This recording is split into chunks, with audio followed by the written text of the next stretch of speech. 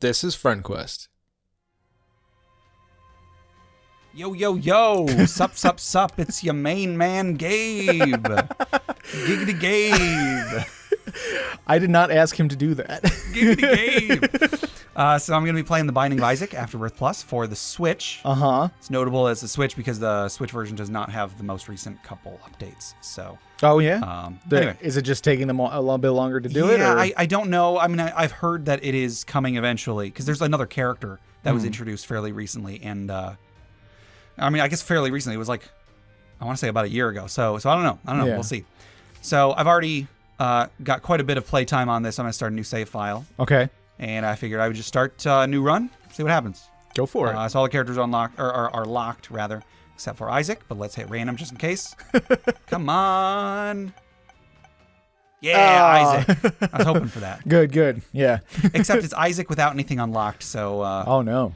We'll see what happens. Yeah. So for anybody who's not familiar with this game, it is a kind of a twin-stick shooter roguelike, or a roguelite, I guess. Everything's randomized when you start. There's a lot of the time you'll find will be stuff that you can't do because it's a roguelike. This was actually the first roguelike I ever played, and it boggled my mind that it's like I opened the store, but I don't have enough money to buy anything in the store, and then the next floor of the store will be different. So what was the point of the store? But I mean, that's just kind of what it is. It's about dealing with what you're dealt. Exactly. Yeah. I've come to really like roguelikes because they're all about getting really good at the game. If you're playing a game, even a game like Dark Souls, if you know the strategy of a specific boss, if you know like what a specific boss is going to do, you can make it through that boss. Ooh, that's a good item. Eventually, you can make it through that boss.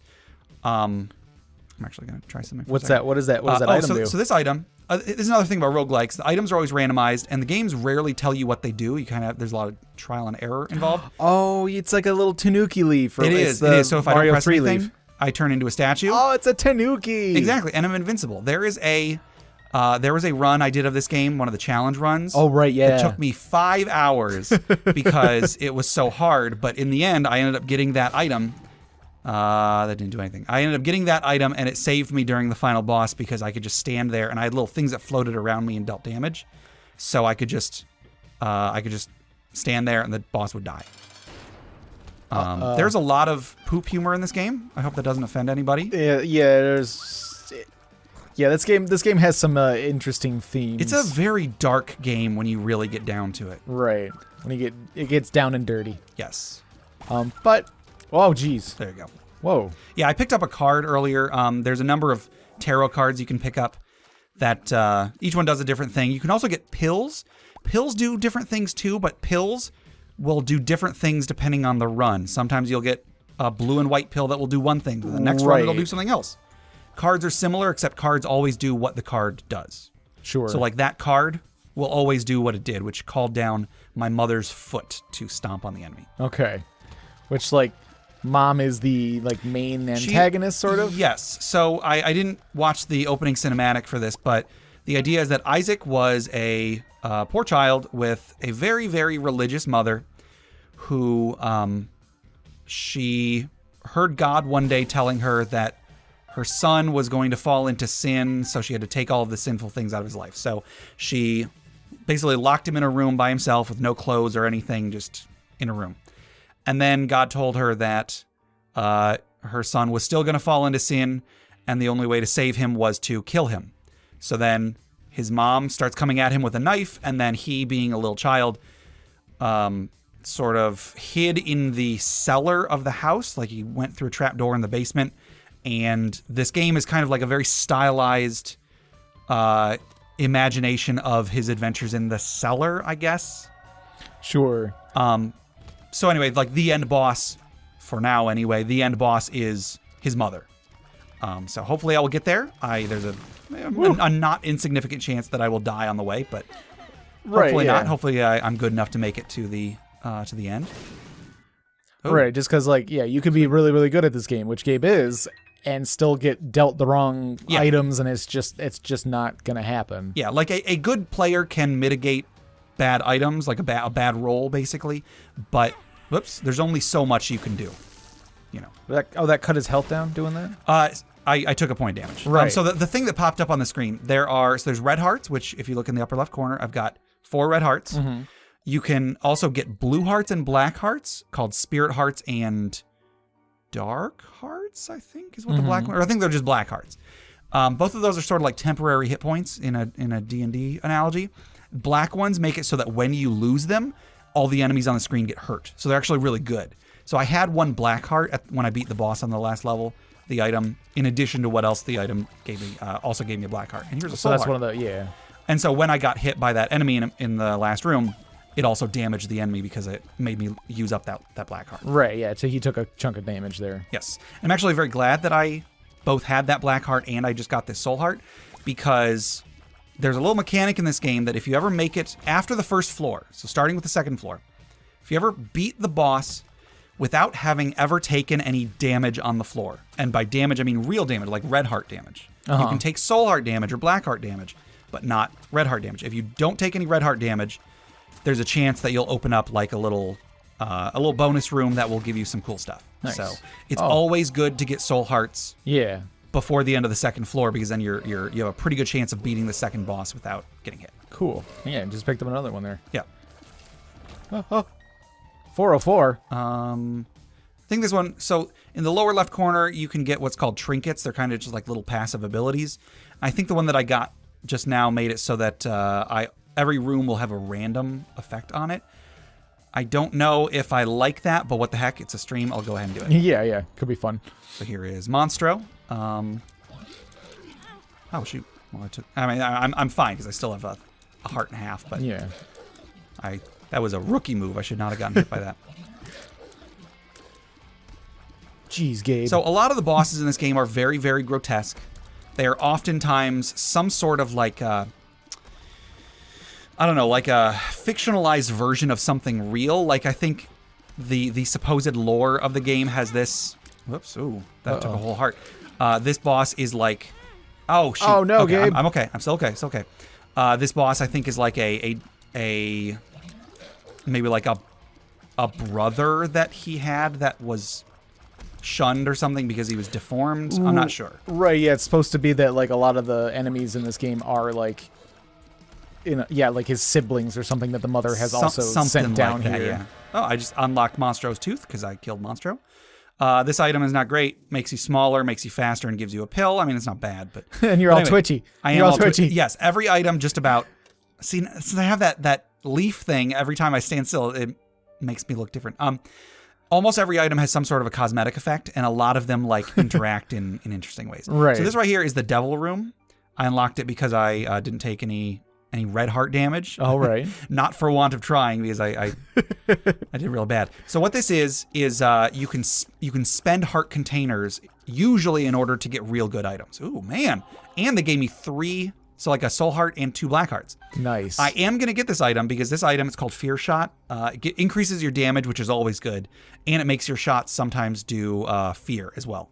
Oh, so they run away from you instead? So they run away from, which actually isn't that great, but against some bosses it can be really useful. Now, some Devil Deal items are real bad.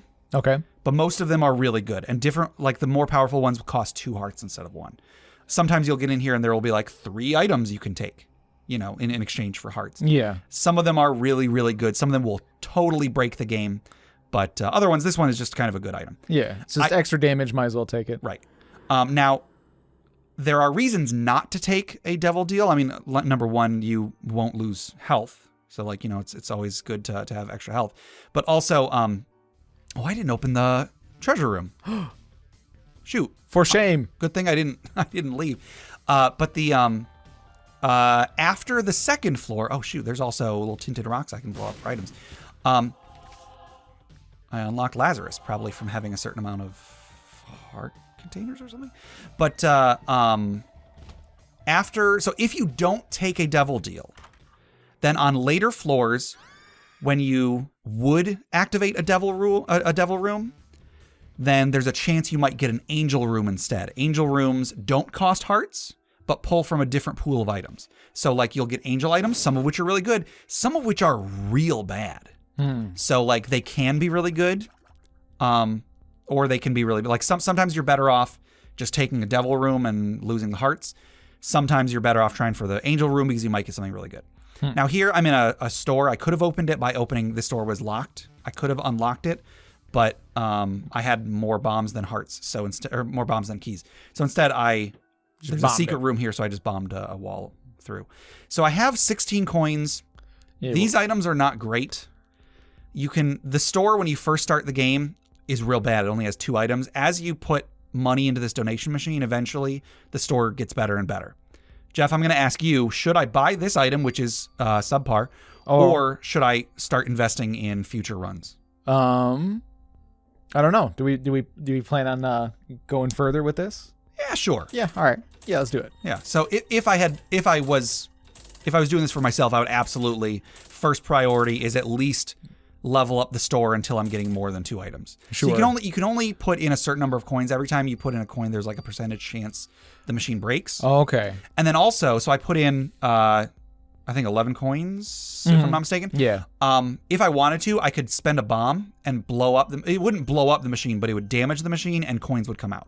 And does that come out of the investment? It does come out of the investment, and if let's say 3 coins came out, the investment would actually be 4 less than it started. So like it's kind of a bad proposition because you lose more coins than you get. But if you're like desperate for money, if I really wanted this 15 coin item and I only had 13 coins, but I had a couple bombs, it would definitely be worth worth doing it. Gotcha. So yeah, that's what's cool about the roguelites is that, like there is a progression to them. Definitely.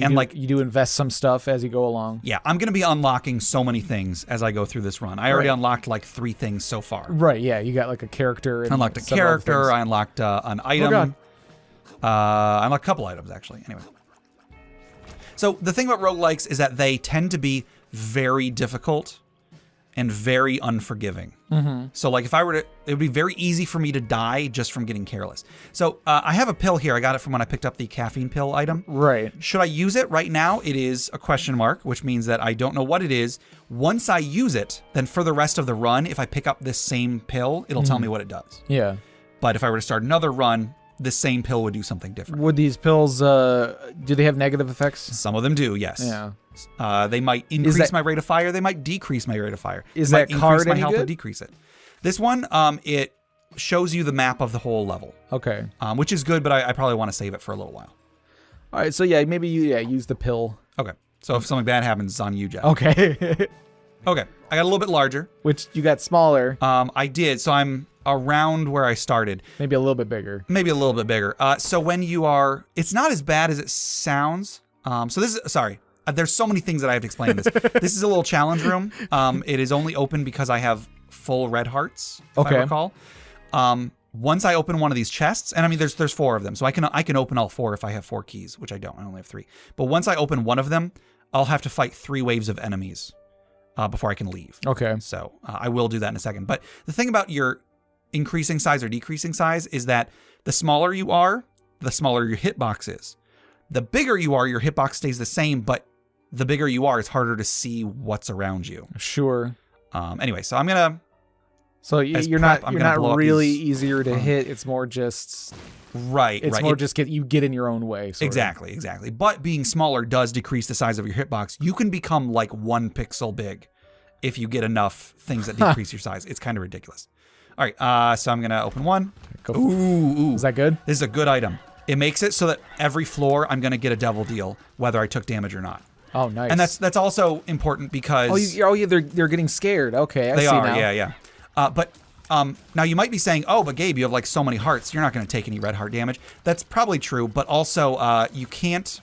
It's very rare for you to get a devil deal multiple floors in a row. Okay. After you've gotten it once, the chance goes down a lot, and then like it comes back up. The more floors you go without one, it comes back up. But this just makes it so this makes it 100% all the time. Oh, that's cool. Yes. And if I hadn't taken the devil deal before, then this would give me a very good chance of getting an angel room because every devil deal has a chance of being an angel room, assuming you haven't taken a devil deal. Oh. So, but I have, so I will not get an angel deal this entire run. So I'm going to save one of these keys. Ooh, this is a real good card. This has the effect of this one. It shows the whole map, but it also damages all the enemies in the room and heals you to full. Ooh. So I'm going to go ahead and use this one because I can only hold one card at a time. Right now, anyway. And you'll hang on to that one. If you look right above my head, I can see that there's a secret room next to this one. So I'm going to blow open this wall. Nice. And get in there. Okay, and this is garbage. Nothing in there. Sometimes that's the thing, because this is a roguelike. Sometimes you will spend a very valuable resource, which is like a bomb, and then, oh, I didn't get anything good from it.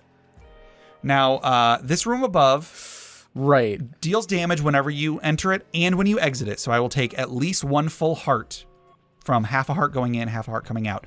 There might be items inside, there might not. So that one's a gamble. I'm inclined to do it because I have a bunch of soul hearts and I also have the goat mask. So it's not going to ruin my chances of getting a devil deal. Also, I have a bit of health to spare. Sure. This room to my left is a dice room. There are 6 different dice rooms. Each one does something different, but it costs 2 keys to get in, so I am probably not going to be able to get in there this run. Oh, I see. But I am going to try going north. Okay. So, okay, there are 2 red chests. Red chests sometimes have something good, sometimes have something bad. If you haven't noticed the theme yet, it's 2 bombs that blow up, which I was lucky to get away from. And then that's just a pill. No, that is the Cursed Eye. It is one of the worst items in the game. What does it do? It makes it so that your shots become charge shots. Like if you hold the thing, you charge up like 5 or 6, and then you release them all at once, which isn't terrible. It's not great. But also it makes it so that anytime you take damage while charging, you are teleported out of the room. Oh. So if you're fighting enemies and you get hit, you'll get teleported out, and then and then you have to fight the whole room over again. It's real bad. Yeah. And if I don't pick it up now, it's gonna show up. It's probably gonna show up again later. But I'm not gonna take it because it's awful. Yeah, I just feel like that the different style of like attack just would throw me off. Sometimes it's useful. Most of the time, like if you ever get it without wanting it, it's never welcome. In my opinion. Yeah. Like unless it kind of goes really well with something else. So. Yes. So I think that'll do it for the first episode. Yeah. So wait and see what happens next time. All right. Bye, everybody.